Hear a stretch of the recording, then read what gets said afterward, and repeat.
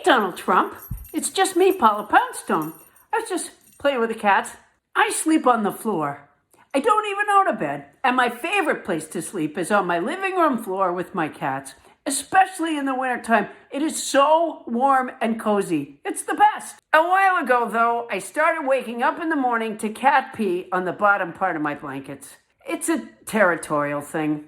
I don't know which cat is doing it, but it's their way of telling the other cats that I belong to them. I would rather they sew a name tag into the collar of my shirt. But I really love sleeping with my cats. So I tried again and again, and they look so sweet until I fall asleep, and then they pee on my blankets. And that's what I want to talk to you about. The FBI collected 700 boxes of 2020 election records from an election office in Fulton County, Georgia yesterday. Donald, as your friend, let me explain to you why this isn't going to work. There's two reasons, really.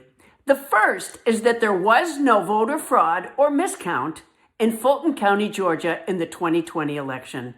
And I know you know that. But I also know that you're going to get these records to an FBI office in Virginia, and in a couple of days, someone with the integrity of Rudy Giuliani will emerge to claim they found 11,780 votes for Trump.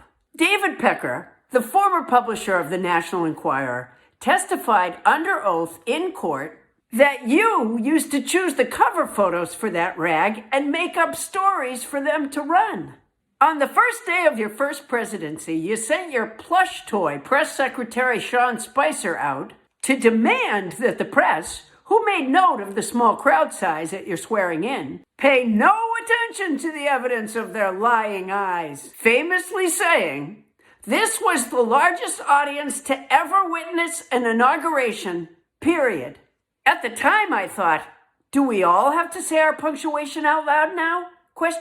And we've been grabbing for low-hanging tree limbs and fighting against the current of your river of lies, headed towards a waterfall drop-off that makes Niagara Falls look like a water park ride ever since. You're not trustworthy, Donald. It doesn't matter what some guy with a Kool-Aid mustache comes out and announces about what they found in the 700 boxes.